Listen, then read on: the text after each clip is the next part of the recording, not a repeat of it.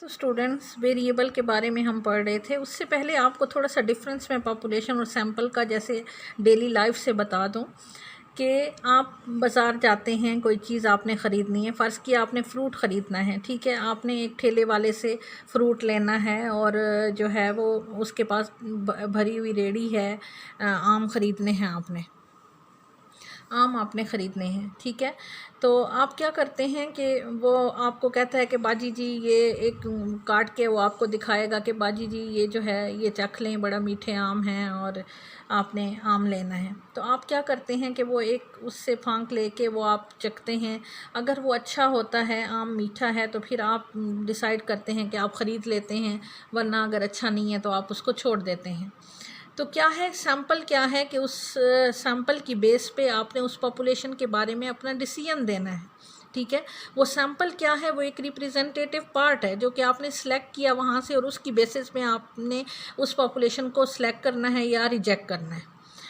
तो ये चीज़ है कि वो जो एक छोटी सी फांक आपने ली वो क्या थी, वो सैंपल थी। और वो जो होल आपके पास पड़ा हुआ था, जो आम इतने ज़्यादा ठेले वाले के पास वो थे होल में, एग्रीगेट में, वो क्या थे, वो आपके पास पॉपुलेशन थी। अब हम आते हैं वेरिएबल पे। वेरिएबल, जैसा कि मैंने आपको बताया कि चेंजेबल क्वांटिटी जो है वो वेरिएबल कहलाती है, या वो क्वांटिटी जो कि वेरी कर रही है ऑब्जेक्ट टू ऑब्जेक्ट या इंडिविजुअल टू इंडिविजुअल। इसी तरह से वेरिएबल जो हैं वो रैंडम वेरिएबल भी होते हैं। रैंडम वेरिएबल कौन से होते हैं? A variable is said to be random when its value cannot be exactly determined. For example, production of crop, scores of batsmen, outcomes of a coin or a die, etc. कि वो variable जिसकी वो random कहलाएगा कि जिसकी exact value जो है वो आप नहीं डिटरमाइन कर सकते।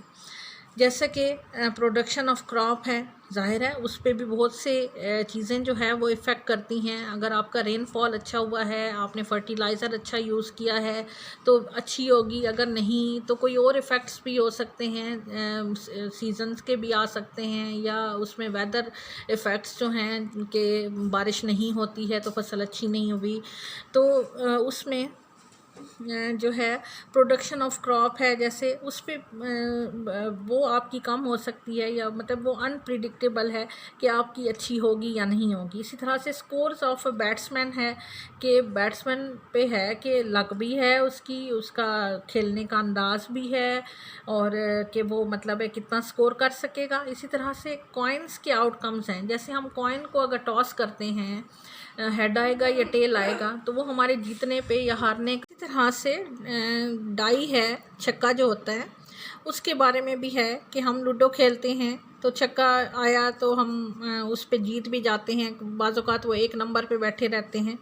तो उस पे भी जो उसके आउटकम्स हैं वो हमारे जीतने या हारने पे है, तो वो भी अनप्रिडिक्टेबल हैं, मतलब हमारी मर्ज़ी से नहीं आते, दे आर रैंडम, ठीक है। तो इस किस्म की चेंजेबल जो क्वांटिटीज़ होती हैं जो कि रैंडमली हों, एग्जैक्टली ना हों, वो क्या कहलाएंगी? Random variables. तो वेरिएबल्स जो हैं इनमें वेरिएबल और एक लफ्ज़ आप पढ़ेंगे एट्रीब्यूट। अब एट्रीब्यूट और वेरिएबल में आपसे वाइवा में भी पूछा जाता है कि क्या फ़र्क है। हालांकि दोनों ही चेंजेबल चीज़ें हैं, लेकिन वेरिएबल क्या है? Changeable quantities, these are called variable, और changeable qualities are called attribute. Changeable qualities में क्या आ जाता है? क्वालिटीज़ में आपका आईक्यू लेवल है, आई कलर है, हेयर कलर है, ठीक है, आपकी कि आप कितने खूबसूरत हैं, यानी उसको आप मेजर तो नहीं कर सकते नुमेरिकली, लेकिन ये है कि उसको आप कैटेगराइज कर सकते हैं, ठीक है। These changeable qualities are called attribute. अब आपको फ़र्क पता चला कि वेरिएबल और एट्रीब्यूट में क्या फ़र्क है। Variable are the changeable quantities, जो क्वांटिटीज़ चेंज हो रही हैं। इसी तरह से एट्रीब्यूट क्या है? Changeable qualities. तो अब वेरिएबल्स हमारे पास मुख्तलिफ़ किस्म के होते हैं, जैसे क्वांटिटेटिव वेरिएबल। क्वांटिटेटिव वेरिएबल क्या है? A variable which changes only in quantity from one individual to another individual is called a quantitative variable, For example, measurement of height or weight shoe size, imports and exports of countries, production of different products, etc. ये क्या हैं? These are called quantitative variables. These are called quantitative variables. Number 2, qualitative variable. A variable which changes only in quality from one individual to another individual is called qualitative variable. For example, marital status. Marital status में क्या चीज़ आ जाती है कि वो married है, unmarried है, divorced हैं, window हैं.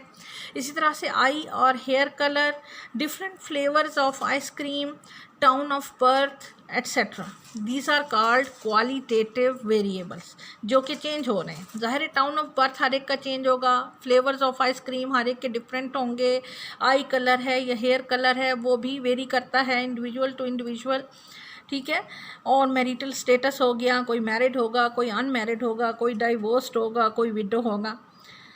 तो ये क्या है? क्वालिटेटिव वेरिएबल, जो कि क्वालिटी में चेंज होते हैं. और जो कि क्वांटिटी में चेंज होंगे वो क्या कहलाएंगे? क्वांटिटेटिव वेरिएबल, जिनमें आपका शू साइज़ है, हाइट है, वेट है, इंपोर्ट्स एंड एक्सपोर्ट्स कंट्री की हो गई, या प्रोडक्शन ऑफ डिफरेंट प्रोडक्ट्स हैं.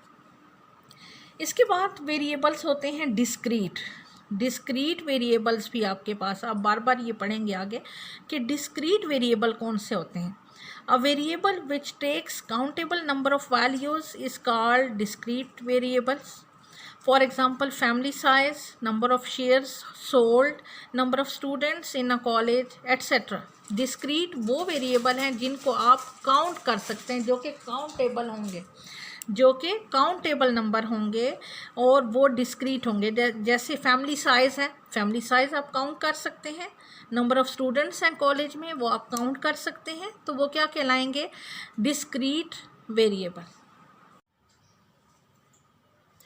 फोर्थ इसमें आ जाता है continuous variable. A continuous variable which takes measurable values in an interval or fractional values is called a continuous variable. For example, heights, weight and age of students. अब continuous variable कौन से होंगे? जिनकी value fractional होगी या फिर किसी interval में होगी. जैसे हाइट है तो हम कहते हैं कि हाइट ऑफ स्टूडेंट हम ले रहे हैं, तो उसमें हाइट ऑफ स्टूडेंट्स क्या है कि 5 feet and 4 inches, ये भी हो सकता है. इसी तरह से वेट जो है वो आपका 80 पाउंड्स है या 80.2 पाउंड्स है या 70.5 है. इस तरह यानी फ्रैक्शन में आपकी आ सकती है. एज भी इसी तरह से कि आप अगर 16 years और 5 months है किसी की 16 years और 2 months है, यानी इस तरह से आपकी हो सकती है. जबकि आपने जो डिस्क्रीट पढ़ा है, डिस्क्रीट में क्या होगा कि होल नंबर में आपकी वैल्यू होगी, उसमें फ्रैक्शन में नहीं होगी आपकी वैल्यू, उसमें होल नंबर में होगी. जैसे फैमिली साइज़ है वो 2.3 नहीं हो सकता, या तो 2 लोग होंगे उसमें, या 3 लोग होंगे, या 5 लोग होंगे, यानी एक होल नंबर में वैल्यू होगी. ठीक है. इसी तरह से नंबर ऑफ़ स्टूडेंट्स हैं, 10 स्टूडेंट हैं, 100 स्टूडेंट हैं, 50 स्टूडेंट हैं, इस तरह से होगा. ऐसे नहीं होगा 50.5 स्टूडेंट्स, ऐसे नहीं होगा. डिस्क्रीट में क्या होगी कि वैल्यू जो है वो एक होल नंबर में होगी और काउंटेबल वैल्यूज़ होंगी. जबकि कंटिन्यूअस वेरिएबल में क्या होंगी? Values are in an interval या फ्रैक्शनल वैल्यूज़ होंगी. ठीक है. इसके बाद आ जाता है टाइप्स ऑफ स्टैटिस्टिक्स. 2 किस्म के स्टैटिस्टिक्स हमारे पास होती हैं, एक होती है डिस्क्रिप्टिव और दूसरी है इन्फ्रेंशियल स्टैटिस्टिक. सबसे पहले है descriptive statistics. That branch of statistics which deals with collection और presentation and analysis of data is called descriptive statistics. It is also called deductive statistics. Deductive statistics. Data collection presentation means present data in various forms such as tables, graphs and diagrams, and analysis mean finding averages and other measures which would describe the data. The purpose of descriptive statistics is to present the information in such a way as it can help the decision maker. For example, businessmen make use of descriptive statistics in presenting their annual reports.